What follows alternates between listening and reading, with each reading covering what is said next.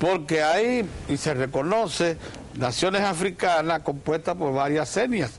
Pero si usted no gobierna todas las etnias, usted no es un Estado de esa nación. No hay ingobernabilidad. No exacto. Haití dejó de ser un Estado desde hace décadas, si alguna vez lo fue, después de la revolución. Entonces, bien, el gobierno haitiano ha diseñado una concepción y es permitir, favorecer. Yo iba a decir, hablando del señor Delance, que él dijo, leyó el periódico Le Nouvelliste, y que decía que el gobierno haitiano debe asumir una política de migración ordenada. Eso es entre 50.000 y 200.000. Por año. Por año. Pues, ¿y a dónde van? No hay que decirlo. Donde no hay tiburones. Donde no hay tiburones. Ni hay riesgo de sobrar, ni una yola. Mire cómo sería, don Pedro. Mire. Claro. Y 390 kilómetros de frontera terrestre. Hay múltiples Óigame. El periódico dice eufemísticamente, o sea, para tapar la realidad, que el gobierno haitiano debe asumir esa política. Eso es un error para confundir. Ya la vienen practicando de hace años. Esa es la política del gobierno norteamericano y haitiano. Motivar la salida masiva. Pero no, exactamente. Para que no vayan a otros países, a los Estados Unidos. Se coloquen aquí. Aquí. Que toda esa masa bellísima, ese tesoro o esa basura, la descarguen para acá. Entonces, yo les pido a mis compatriotas que no se dejen engañar creyendo que lo que pide el periódico haitiano es para el futuro, sino que ya eso se viene practicando. Entonces, mire, ¿cuál es la otra medida política sobre lo que yo también quiero advertir? Es para garantizar la unión de facto de los dos estados, es convertir esa masa dominicanizada por naturalización, con todas las brechas. Y ustedes van a ver ahora, entre esa ley y estas deficiencias que mostró la señora Mariñez y el proyecto de fusión, una conexión, una concatenación lógica. Porque creando un partido político compuesto de haitianos naturalizados dominicanos y de los amantes de Haití que tenemos aquí en el país, compuesto ante todo por ese partido haitiano que opera al interior de la República, y que yo le pido a don Pedro que más adelante me permita hablar de eso, el partido haitiano al interior de la República. Entonces, la mejor vía para fusionar ambos países y ambas poblaciones es, además de la presencia masiva de haitianos que no pueden ser ya deportados porque el Estado dominicano no tiene recursos logísticos para sacar a tanta gente, además de la larga frontera que usted citó, don Pedro, y además de la corrupción de los cuerpos militares. Además de eso... Oye, la inhabilidad para vigilar 390 kilómetros. Y además para deportar, sacar del país.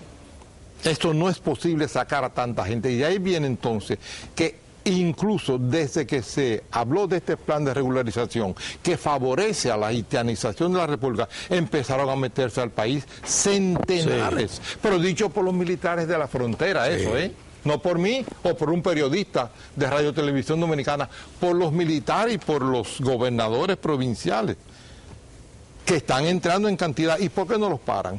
Hay una concatenación entre el proyecto fusionista, como yo le dije ahorita, y esta deficiencia que tiene tanto la ley como el plan de regularización. Mire, yo una vez fui a pedirle asesoría legal al fallecido patriota dominicano Mario Ruiz Vittini, porque el antiguo ministro del Interior, Franklin Almeida Rancière, retuvo durante 8 años el reglamento de aplicación de la ley, porque era pasible de una acusación, porque él no llevó eso a tiempo a la práctica de ejecución. Pero entonces ya Mario Ruiz Vittini estaba prácticamente muriéndose y yo me quedé solo, porque cuando uno emprende estas tareas uno descubre que uno está solo. Hay gente que apoya, que habla, que escribe, pero a la hora de ejecutar, a la hora de sacar la fama... Bueno, entonces, todo eso está concatenado. Yo les pido a mis oyentes que no crean que esos son accidentes, que es una falla del legislador, que es una falla de quien escribió la ley, porque la ley que se tiró no fue del presidente Medina, eso viene de otros lugares. Entonces, ustedes dicen, eso es una exageración de Mario Bonetti, lo del partido político. Con el permiso de los presentes, Les voy a leer muy brevemente una crónica del periódico Hoy del año 2007. Exactamente. 2007. Exactamente. 5 años atrás. Del 26 de diciembre, donde se constituye un intento de formar un partido político dominico haitiano. Dice así: un grupo para dominicanos de origen haitiano. Un grupo de dominicanos de ascendencia haitiana anunció ayer la formación de una nueva organización política para luchar por un espacio político comunitario que le garantice una representación en las instancias de poder del Estado Dominicano. Eso fue un ensayo, pero la prensa, ante todo el director, el fallecido don Mario Álvarez, le cayeron arriba y se echaron para atrás. Yo digo y creo que también los presentes estarán de acuerdo conmigo, que este es el momento más propicio para revivir el proyecto de un partido. ¿Por qué? Porque el gobierno norteamericano y el haitiano han logrado unir al Caribe en contra de la República. Y han logrado fortalecer aquí la labor de los enemigos de la República, porque aquí hay un partido haitiano, y voy a hablar ahora de lo que es un partido en la sociología. Han logrado fortalecer al Caribe contra la República y han fortalecido y unido aquí al interior el partido haitiano favorable a una fusión. Y si ellos salen ahora con un proyecto político, ¿quién lo puede impedir si legalmente vivimos en una democracia donde cualquiera puede fundar un partido, siempre y cuando reúna las condiciones que pone, creo que es la Junta Central Electoral? Ellos tienen dinero suficiente y tienen activistas suficientes para formar aquí un núcleo de partido. Entonces, la invasión masiva de haitianos, que ya no pueden ser deportados. El Estado Dominicano no tiene recursos técnicos, logísticos para sacar a tanta gente. Amén de que hay un decreto antinacional que prohíbe la repatriación. ¿Ustedes creen que eso fue un accidente? No fue un accidente. Eso es parte de una estrategia ya denunciada por Balaguer en términos generales y ahora nosotros la estamos viendo aquí. Entonces, quiero, para terminar esta idea, decirles algo más. La invasión haitiana aquí no es un accidente, hay que repetirlo. Y tiene una función económica muy importante. Ya lo dijo don Pedro y el señor de Lancer. La comunidad tribal de Haití no produce suficientes recursos económicos para mantenerse viva. Por eso depende de las remesas. Según datos del año 2012, cada haitiano que trabajaba aquí y mandaba remesa a Haití remitía por cabeza y por año $613. Esto es vital para el gobierno haitiano. Así mismo. De ahí viene la virulencia con que el gobierno haitiano y el norteamericano combaten la sentencia, porque la sentencia echa por tierra la idea de una fusión por vía política de un partido, porque lo saca esa masa de haitianos que está aquí y le impide también acceso al poder. También reduciría en gran parte la población laboral haitiana que manda remesas. Ese es el origen de esta virulencia con que los dos gobiernos y el partido haitiano que opera al interior de la República se oponen a la sentencia. Oigan esto, no es por derechos humanos, como dice el Servicio Jesuítico de Refugiados, no es para defender a los haitianos de los abusos, como dice el Centro Bonó, no es eso, como dice Participación Ciudadana, que son órganos financiados desde el exterior. Es para facilitar la fusión por vía de los medios políticos que yo acabo de citar. Repito, y perdonen la insistencia, ellos no defienden los derechos humanos. ¿Por qué? Yo voy a citar ahora un libro de un pro-haitiano cubano, él de origen, antisocialista, anticomunista, anticubano, llamado Haroldo Dilla, que escribió un libro que decía que la burguesía haitiana era la principal enemiga de esas masas de pobres, que no se había ocupado de esas masas y que estaba en el Canadá, en los centros turísticos importantes del Canadá, Estados Unidos y aquí en Punta Cana. lo dice Harold Lodilla. Este libro parece que lo sacaron a tiempo. Y el negocio concentrado en Petionville, una cosita en Petionville. Bueno, entonces, ven ustedes, no se trata de que de derechos humanos, como dice Harold Lodilla, porque el mismo gobierno haitiano, a pesar de tener una oficina para los haitianos en el exterior, no se ocupa de sus ciudadanos. Se trata de que este país sea, en el próximo futuro, la representación de una fusión. Con el permiso, yo voy a hablar, después de que ustedes hagan sus comentarios, hablar de aquí, quiénes componen el partido. Hágalo ahora. No, pero que la dama, yo quiero ver. Laura quería decir. Aquí lo que queda es, nosotros decimos, la Constitución, la Ley de Migración y sus reglamentos. Yo creo que hay que hablar ahora de la Ley Especial de Naturalización, la que fue aprobada recientemente, ¿no? Laura, perdóname, sí, dígame. Va a entrar a ese plano. Yo creo que, sin embargo, es necesaria hacer una precisión para ser justo. Sí, sí. El temor de que por vía del proceso de regularización y de la propia ley de naturalización, una cantidad impresionante de ilegales haitianos aquí adquieran la nacionalidad, está presente. Pero depende de nuestra lenidad, o sea, de nuestra falta de aplicación. Díganlo claro, porque parecería que el decreto y la propia ley le da inmediatamente derechos adquiridos en ese plano.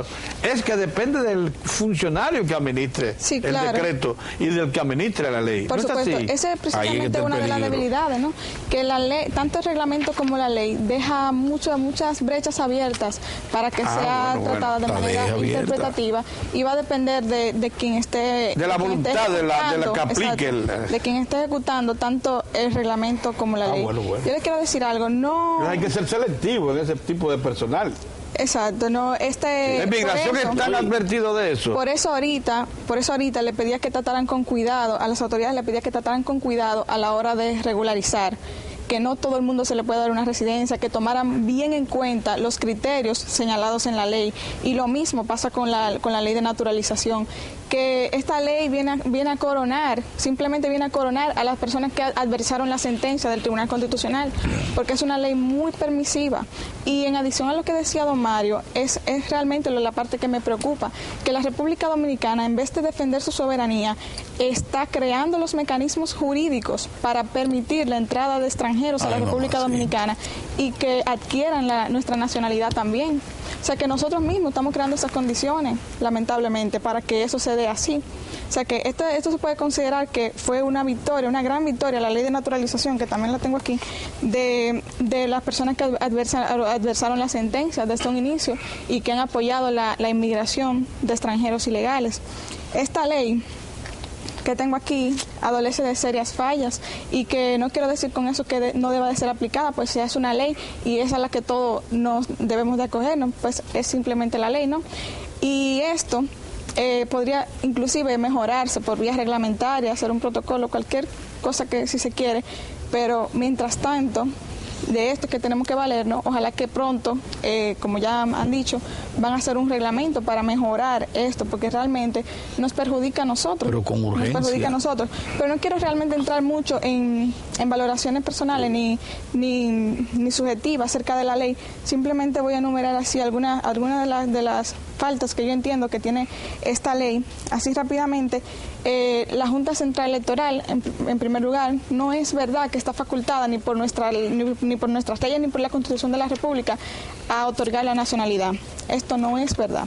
Pasando por encima inclusive de nuestra propia Constitución, que en el artículo 272 establece que para modificar tanto el régimen de nacionalidad como de extranjería de la República Dominicana debe de hacerse por medio de referéndum aprobatorio, donde cada ciudadano dominicano y dominicana con derecho al voto opine, o sea, vote, valga la redundancia, a favor de un referendo para modificar el régimen de nacionalidad y de extranjería. De manera que esto pasa por encima de nuestra propia Constitución. Aquí vemos que desde el inicio de esta ley comienzan a verse los vicios de inconstitucionalidad.